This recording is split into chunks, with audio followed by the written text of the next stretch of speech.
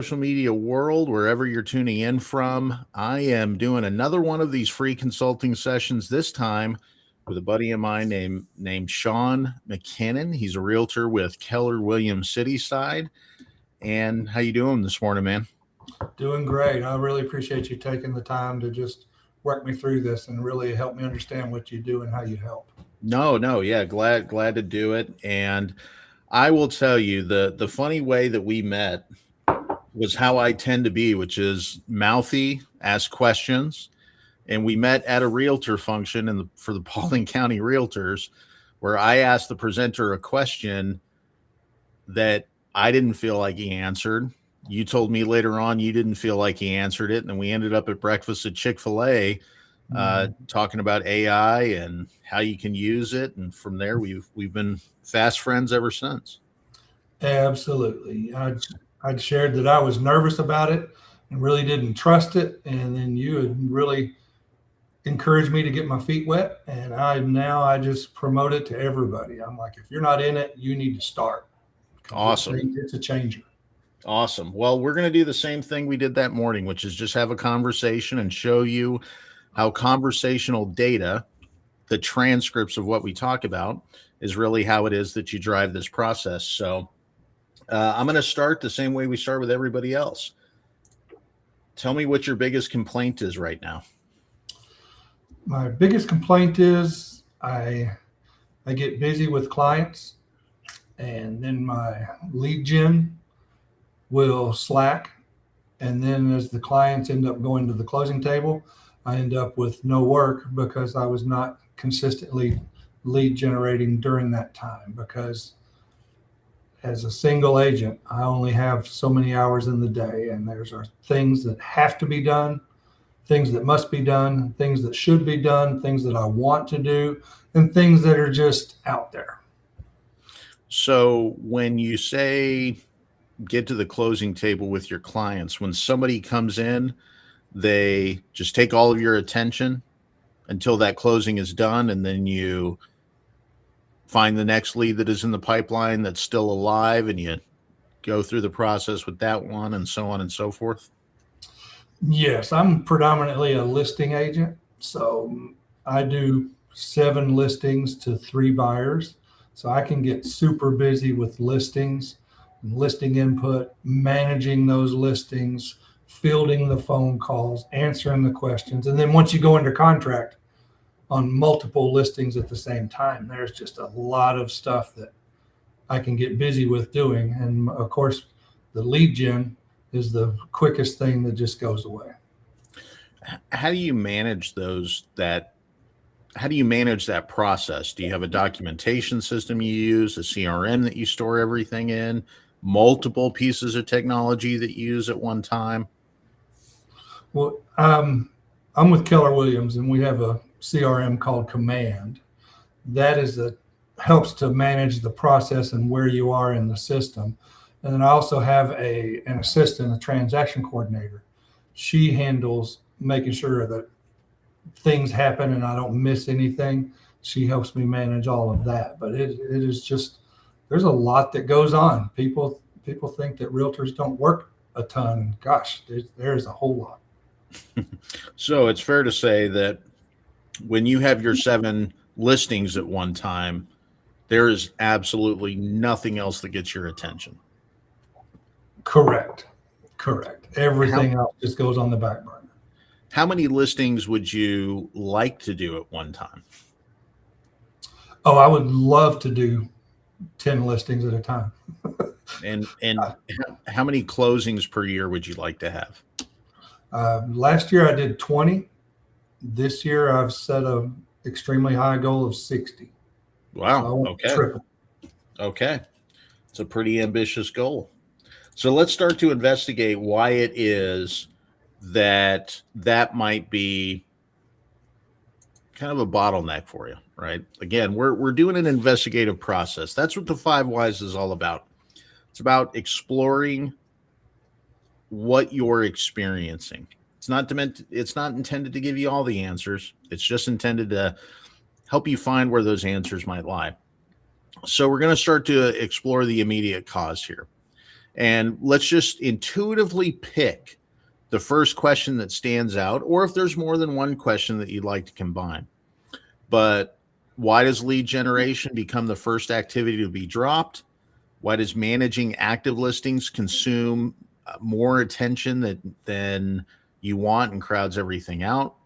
Why does a single agent with a transaction coordinator still experience capacity overload?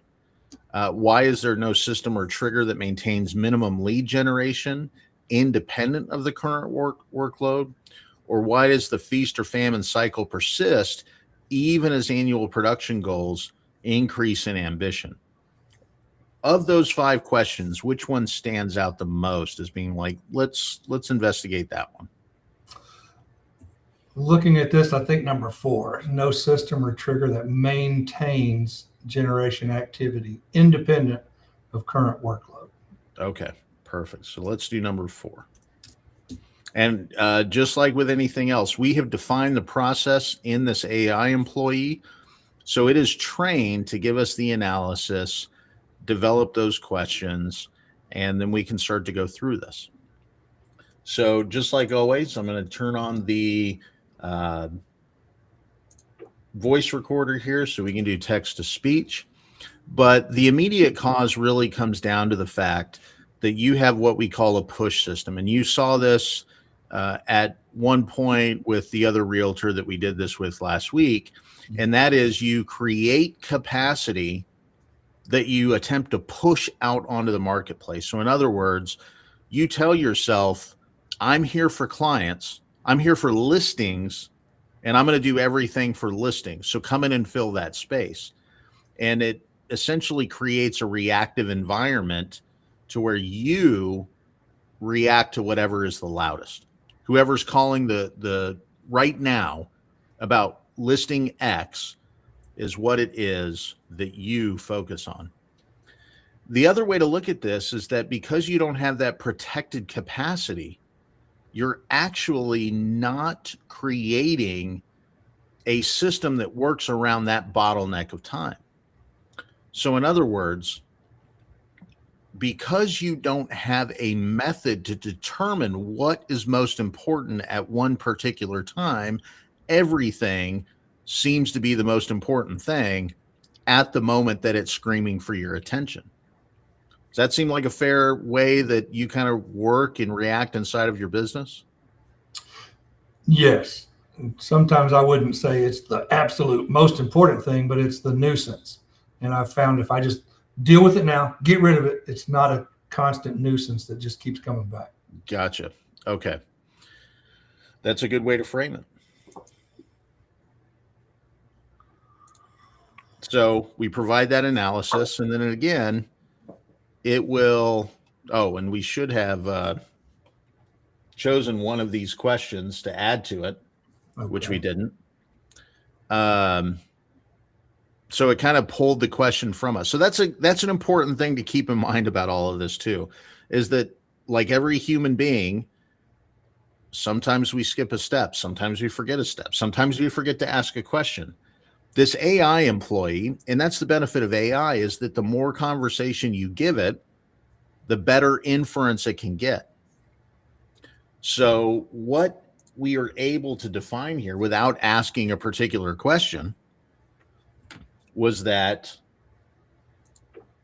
what you're essentially seeing here is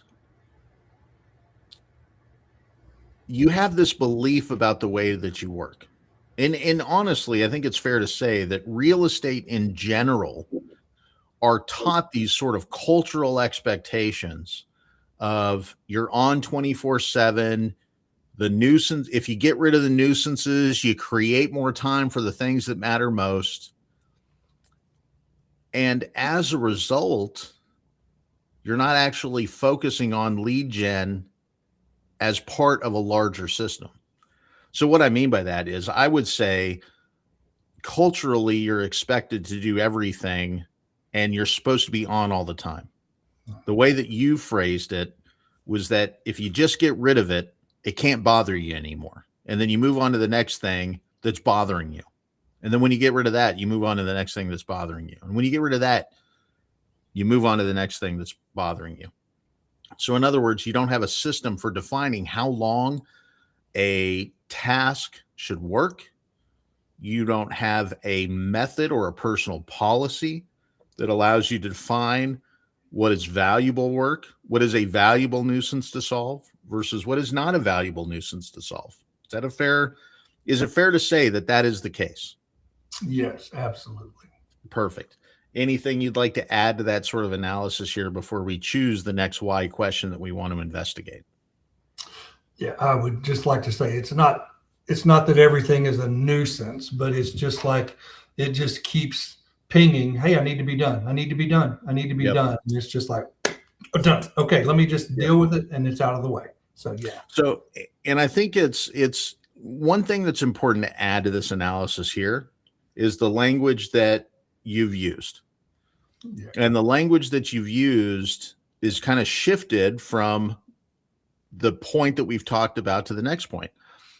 Because before you said the thing that's, I thought I heard the word nuisance, correct me if I was wrong, but then you said, well, it's not that it's a nuisance, but I'm just trying to get it off my plate. So even the language that you use is shifting. Even the language that you use doesn't have a precise definition.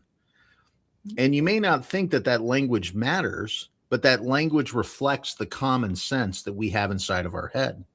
So you may very well think, and correct me if I'm wrong, you may very well think one day, God, this, pardon my language, this shit just keeps piling up and it just keeps bothering me. And the other day you might think, well, I got to get a lot of these things done. It's been on my list. If I knock it out, I can move on to the next thing on my list. Is that a fair way that you emotionally respond to that experience of having all of these things with all of these listings taking place? Absolutely. It's the Okay. mental space that you're in that day. Fair enough. Fair enough. So taking all of that, let's figure out the next why question we want to investigate, which this would be the third why question. Why does reactive availability feel professionally virtuous rather than operationally dangerous? Why hasn't reaching that 60 closing ambition produced a corresponding belief that protects your pipeline? Why does the identity of a full service listing agent leave no conceptual room for that protected production time? Why does the system lack a defined non-negotiable lead generation rhythm that runs with your closings as opposed to in spite of it? Or why does the pain of an empty pipeline, why is that not enough? Because you know it's coming.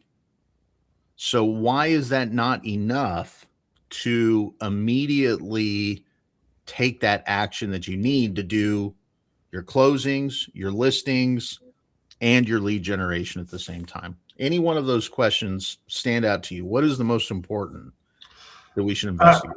I would say number 4, it's the system lacks a defined tact, a non-negotiable lead generation rhythm. Yeah, that's the big thing. Is Perfect. So I'm going to stop the transcription. And you notice here that whole conversation is included. We typed in 4 is the question we want to investigate. These language models, this is the important thing that everybody misses about AI. AI, whether it be Claude, which I'm using here, or ChatGPT or Gemini, whatever platform you use, it doesn't work without data, right? All of this, I've trained it on this process in this particular case. It has a tremendous amount of knowledge and scholarship about the methods that I'm using to provide this analysis, but it will never have what makes you who you are, which is what happens up in Sean's head.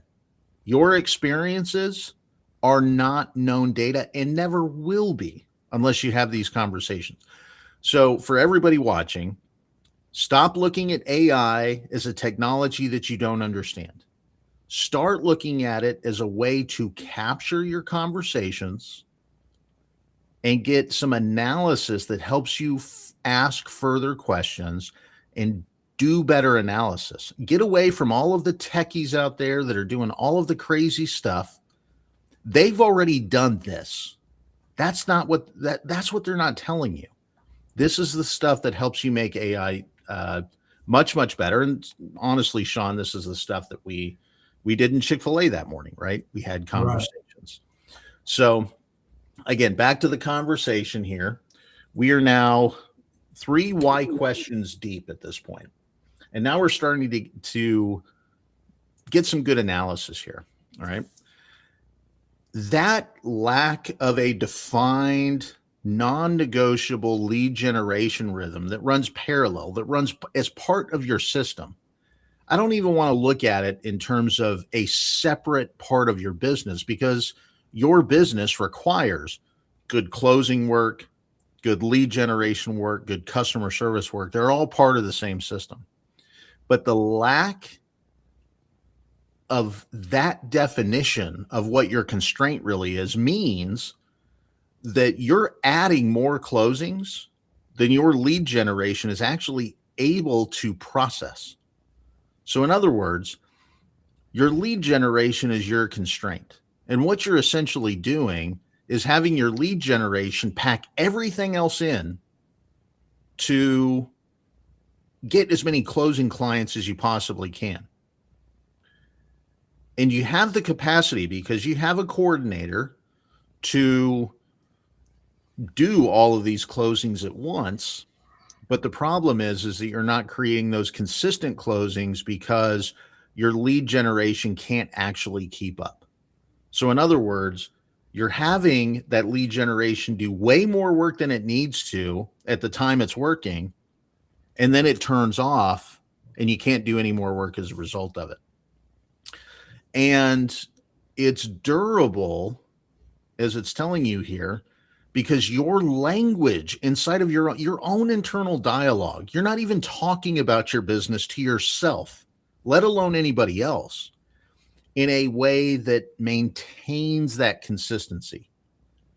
So in other words, one day it's a pain in the ass. The other day, God, I got to focus on lead generation. And you're not even referring to what a PITA actually is, PITA. So I don't keep repeating curse words on this live stream for everybody. Right. And what that's creating for you is this tremendous amount of variation. So there is no consistency. As you said, the only consistent thing that you're experiencing is the feast or famine. And that's not a consistent experience that you want to have. That's an out of control experience. So you have this entire system built around, you almost have it built around this expectation of chaos. It's just a chaotic industry. Even listen to the way that you talked about at the start of all of this. People just don't understand how busy real estate really is. Well, you've defined what their expectations should be, when in reality, we're professional real estate agents, or, me, I happen to just have a license. I don't do what you do, but marketing and sales coaching is the same way, right? Mm-hmm. We try to convince ourselves that there's no way the world can understand our chaos. Therefore, we just accept it as reality. But guess what? People pay us to make sense of a process that they can't make sense of.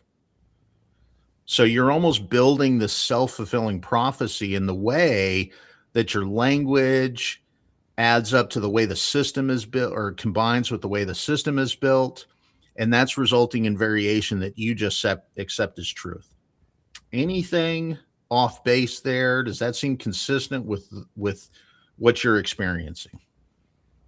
Yes, definitely. I've repeatedly been told that I just need to let people know when I'm available and stop trying to be available at all hours. Yep. Do you mind me asking who tells you that? My wife. I've had that conversation so many times myself. So Yeah. it's not an uncommon conversation for people that it's less about real estate and more about the self-employed business of one or business of two or three, right? In your case, you've got a business of two, yourself and a coordinator.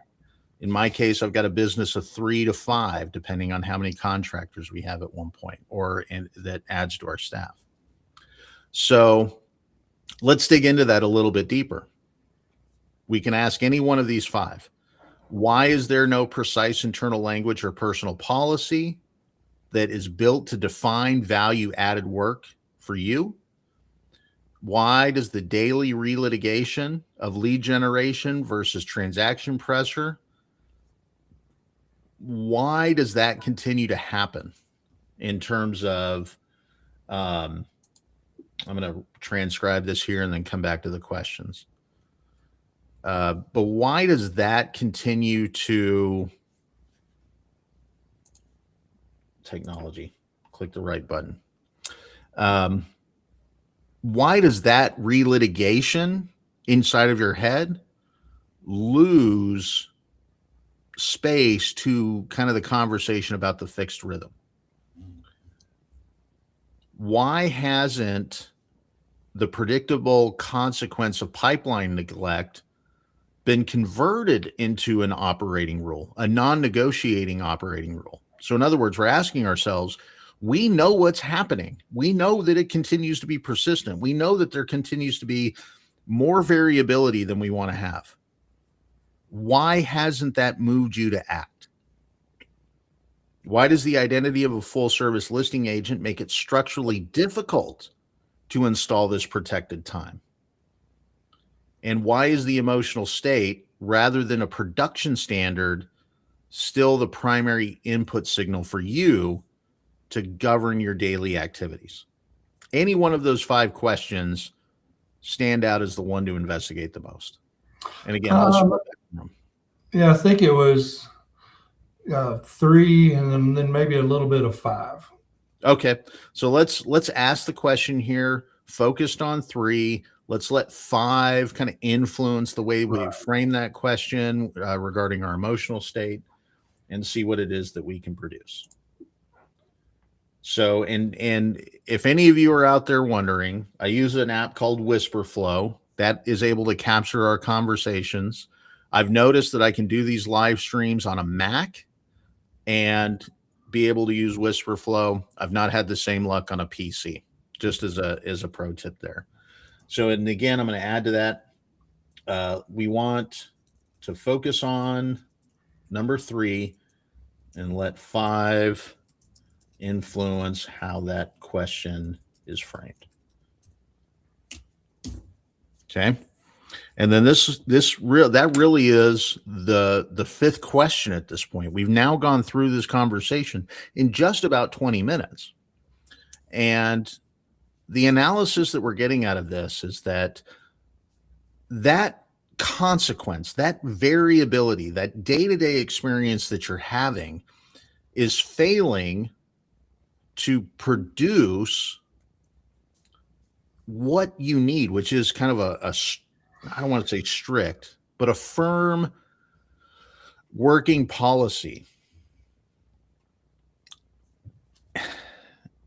It's persisting because you've just normalized the chaos. Right. So in other words, what you've done is you have internalized the real estate industry's cultural expectation that you be on all the time, that because you're self-employed, it's all up to you, that you have to be responsible for everything. You have internalized that so much that you have not actually taken the time to sit and think for yourself, why does that have to be the case? Is that a fair interpretation of what you've communicated? Yes. Reality check. Yes. Okay. And that doesn't mean, like, I want to be clear here. That doesn't mean you haven't stopped to think about it. You haven't stopped to investigate it. Right? You have stopped to sit there and say, God, I am tired of this. There's got to be a better way. And then as soon as you have that thought, it's fleeting because somebody else texts you or somebody else emails you or somebody, that's exactly it. Yes. Rather than sitting there saying phone off, computer off, and maybe even having a question with your spouse, which, if I remember correctly, your wife came into real estate with you, but then started doing something else, right? Yes. And she's actually back with me now part time, twice a week. She definitely handles some listing inputs, and then she does all of my social media. So Perfect. anybody who sees my social media, that is definitely my wife's talent and skills. So and I bring that up from the perspective of that she has a different perspective than you, because Right. she does it part-time now, but she also left when she came in. And when I say investigative, it means talking about your experience with people that don't share your intuition. It's about talking with people that may share your intuition, but have come to different conclusions. So, in other words, it's fair to say that you frequently seek out mentorship about how to handle the effects and not actually discuss what the root cause of what your struggle is. And that's not to say you're doing anything wrong. That's not to say your mentors are doing anything wrong. That's not to say that the people you work with are doing anything wrong from the perspective of it's a nefarious, people are trying to hurt you. I think what it reflects is the fact that people aren't taught this. People aren't taught to investigate. Take an hour-long conversation, whether it be on a live stream or not, to ask questions like this. Right. Fair understanding of your experience. Yes. Perfect. So what we've done is, using the 5 whys in just about 30 minutes, we've now gone through an investigative process. And rather than focusing on the fact that every day you're being bothered by something else commanding your time, we now have driven down to understand that it probably lies in the fact that there isn't a knowledge, there isn't a scholarship that's been provided to you that you've sought out. There's not a culture around that scholarship in real estate that says this is how you investigate challenges. It's reaction to the next reaction to the next reaction. Yes.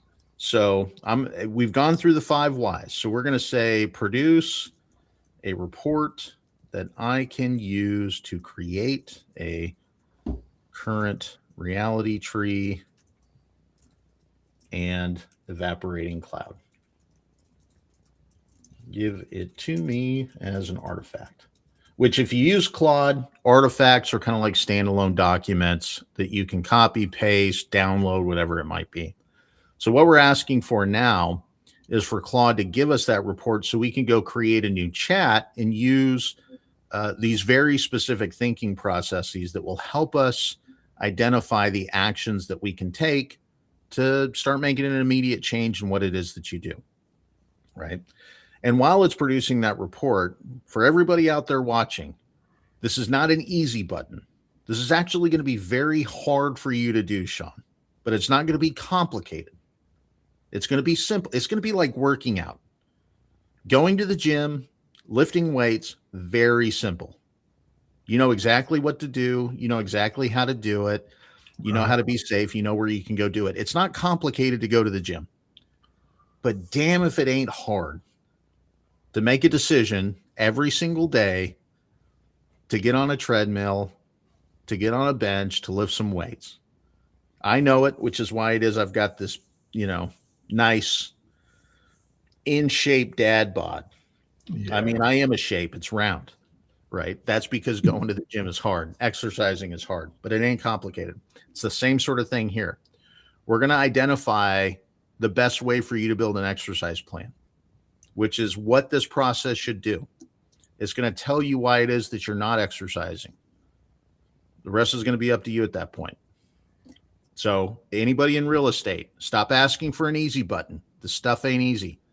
It's hard, but we're going to make it simple for you. So as you can see here, it's giving us all of this analysis. and just on time, it produced everything we need to do, right? Gives us all of the conversations that we had all the way through the 5 why questions. And I'm going to go ahead and copy that conversation.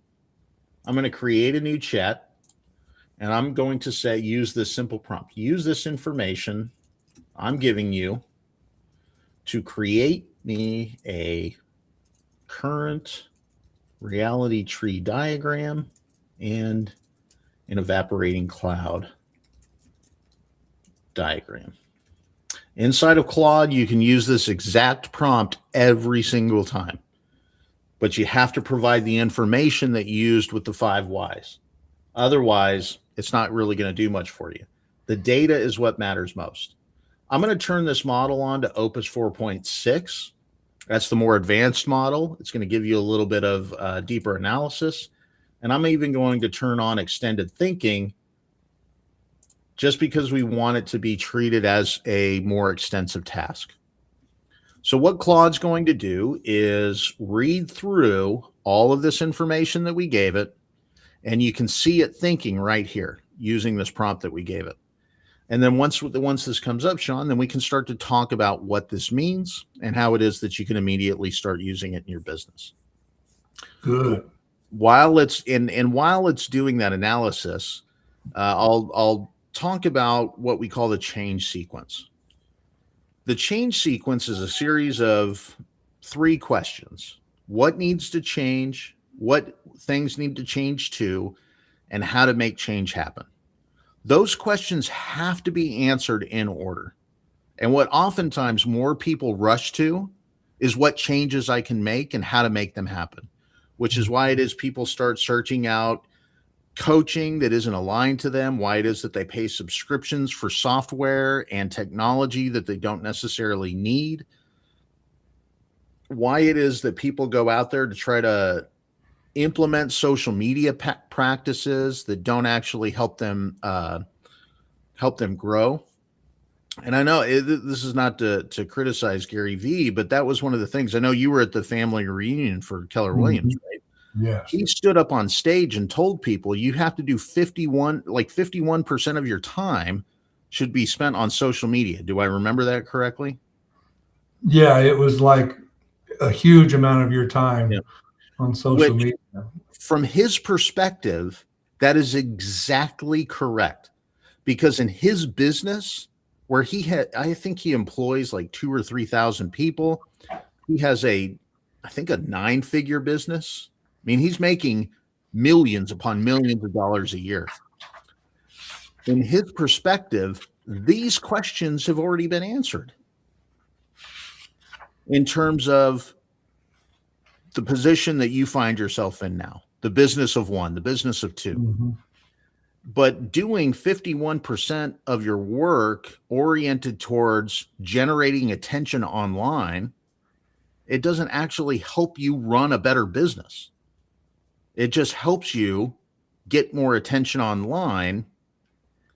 And if that's not aligned to your constraint, which at this point, your constraint is probably more aligned to the fact that you don't have a well-defined business system for handling the balance between everything. It isn't the fact that you can't generate attention.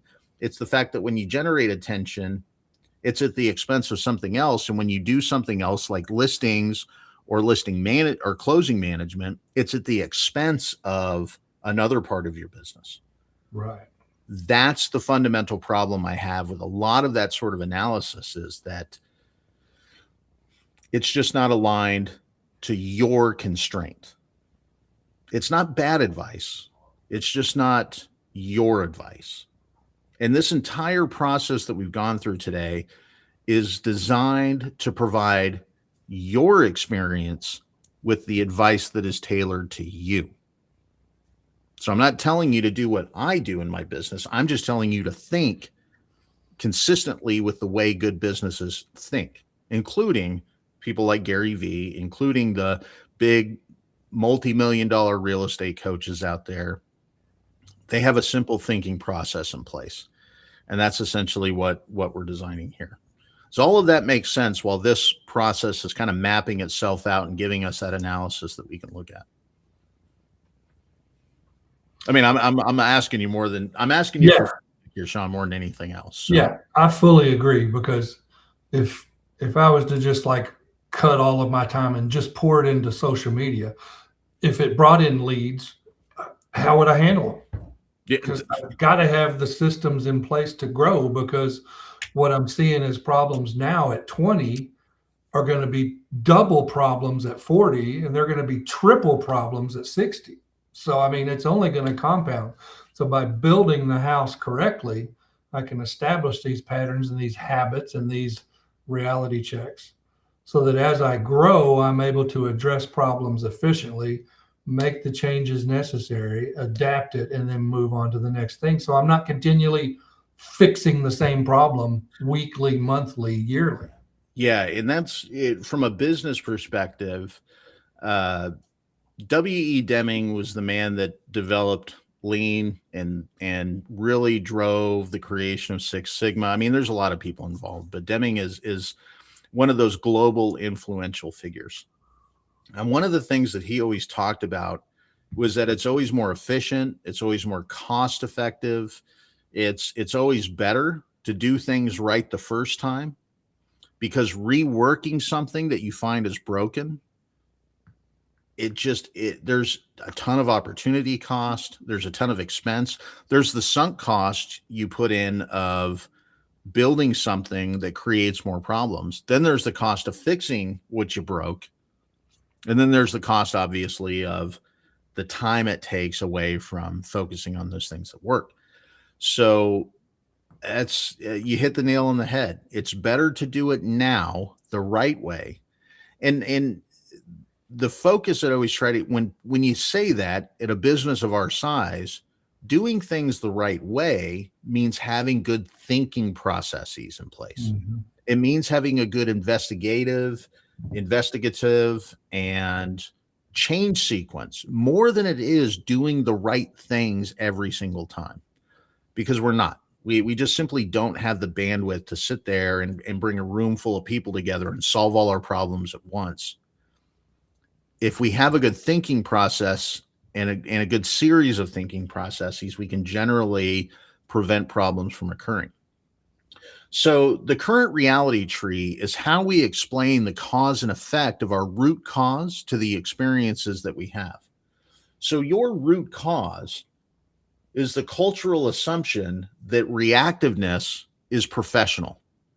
In other words, it's the acceptance that the nature of this business is chaos. And what that means, if you believe that, then what you do, therefore, is never develop an investigative method to investigate whether or not that core belief exists. And if you never investigate why that core belief exists, then you don't generate a lead generation policy that protects the balance of lead generation against your closing capabilities. And if you don't have that policy, you don't actually have precise work language. So, in other words, you don't even have a way to describe it to yourself, let alone other people, of where the problem really is. And if you don't have the ability to communicate where the problem might really lie, then you create an emotional state that actually keeps you busy. You're creating an emotional need to almost feel busy because it feels like you're being successful. And if you have that emotional need, then your lead generation gets displaced because it's more important to be busy than it is to be productive. And there is a difference between the two. And if there is more of a need to be busy than productive, then you contribute to the feast or famine cycles that you're currently seeing, where you have all of this busyness around your closing processes and your listing processes. And if you have that feast or famine cycle in place that you almost protect emotionally, then you normalize that deviance. In other words, not deviance from a nefarious perspective, but deviance from a normal business day, which just reinforces the cultural expectation. And you find yourself stuck in this loop. Right. Right. So, in other words, to solve your problems, to solve your struggles in defining your business, we need to break that cultural assumption. We need to investigate that cultural assumption. We need to define what true professionalism is. And this is the way that we do it. We call this the evaporating cloud. This is a way that we define our goals and actually identify the most problematic assumptions we have about our business, right? So the objective is not even to make 60 closings per year. The objective for you is to build a business that can sustain 60 transactions a year, right? Because if you can sustain 60, you can identify a way to sustain 120. Exactly. And if you can identify a way to sustain 120, you can do 240 and so on and so forth, right? That requires two things. One, that you have consistent lead gen. Two, that you have consistent availability for clients. So in other words, in order to build a business that's that successful, you have to have both things. You have to do what you're doing now, which is pay attention to your clients, but you also have to pay attention to finding new clients that need your specific help. Now, in order to do those two things, they each have their own requirements. In order to generate leads, you have to have a lead generation rhythm and process well defined. In order to serve your clients, you have to be reactive, responsive. You have to talk to them about what they need. The problematic assumption here is, I would even go further than this. I would not say that the assumption to evaporate is that immediate reactive availability is what makes a listing agent professional. I would challenge you to think about it this way, that you're making an assumption, and correct me if I'm wrong, but you're making an assumption that immediate reactive availability means you answer everything at the moment they send it. And by you, I mean you personally. In other words, you approach the problem here from the perspective that there's nobody that can do it like you, that your clients want only you, that your clients aren't buying a system, they're buying time with you, and you are all there is that they can get. Is that a fair assumption that I'm making? Yes. In my mind, I just answer it the first time. Otherwise, they're going to ask me again for the help. And so I just have to really stop what I'm doing, handle it the first time, move on to the next thing. Yes. So the way that you build your system, the fundamental question that you have to ask yourself is, how do you proactively answer questions before the clients even know they're going to ask them? And what I mean by that is, you approach building your business from the perspective of taking your scholarship. And by scholarship, I mean, look, if you're doing 20 transactions a year, and how long have you been an agent? 7 years.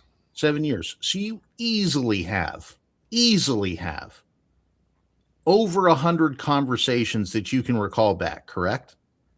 Oh, yes. You have years of documented questions. You have years of documented answers. You need to start to leverage that. What you need to do is build a system that doesn't make you available to answer their questions, but actually helps you answer their questions before they even ask them. So in other words, when you give somebody a listing presentation, what do you talk about? I talk about the market, about what's their competition. I talk about the direction that it's headed. And then we talk about the condition of their house, what their house is worth. And then we talk about a strategy that when we list their home, to get people to purchase their home and not the others. Now, is that the only thing that they need to know about the entire process? No, there's a whole lot more. I just condensed it. So the reality is, you know that there are going to be questions that have to be answered after a contract is initiated. After they're under contract, there's a whole host of questions. Yes. You know that as we get to closing, there's a whole host of questions. You know Yeah. that there's a whole list of what ifs that have to be answered. Yes. Now, here's where we can start to take all of that. You can actually create a booklet for them. It says this answers just about every question you're going to have. Today, I'm going to talk with you about what happens before your house is under contract. In fact, I'm going to talk with you today about what happens before you even sign a listing agreement with me. This book is going to tell you what happens after the listing agreement happens, after the listing agreement is entered. It's going to talk to you about what happens after your house is under contract. It's going to talk to you about what happens in the 15 days before closing. It's going to talk to you about everything that can go wrong. It's going to talk to you about everything that can go right. It's going to talk to you about everything you need to know. And if anything is in here that you haven't gotten an answer to, well, guess what? This is where you can start to think proactively and say, I have this AI assistant. It's not meant to replace me, but it's meant to answer some of the just general questions you might have. It's trained on all of my experience. It's trained on all of the situations that I've gone through. It isn't a definitive answer, but it is a start so that when you contact me with a question you might have, you can actually tell me what my AI assistant provided you an answer for. And if it provides you the answer to the question, fantastic. If it doesn't provide you an answer and you want more information, fantastic. You can tell me what specific information you want that this didn't provide you. As opposed to, Sean, what the hell is going on? Right. That's a really open-ended question. So now you have a way to start defining your business process in a way that allows you to focus on lead gen activities and be immediately responsive. In fact, it goes as far as to say you can make that availability to your clients part of your lead gen process. Case in point, this live stream. I will not be shy about the fact that, Sean, yes, this is a lead generation activity for me. I am showing people out in the world what it is that we do. I'm showing you what it is that we do. I'm answering questions before you probably ever thought to ask them. You can do the same thing.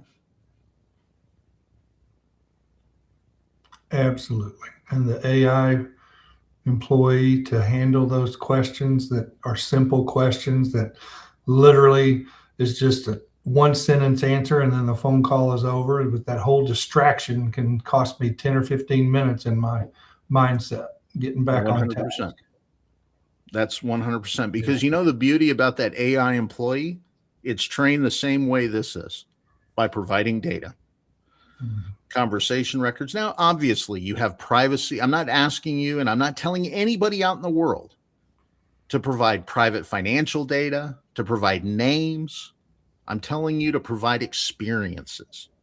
What have you experienced? What questions have you gotten? How have you answered those questions? What have the best responses been? What have the worst responses been? All of that is experience. That's reflected in our language. These large language models are reflected in some experiences that we have as human beings, scholarship, knowledge, the theory of constraints, Lean Six Sigma, all these things that I use in my business, but it can never be trained on us unless we talk. And that's essentially what it is that we're doing here. So all of that said, Sean, we came in 10 minutes under an hour.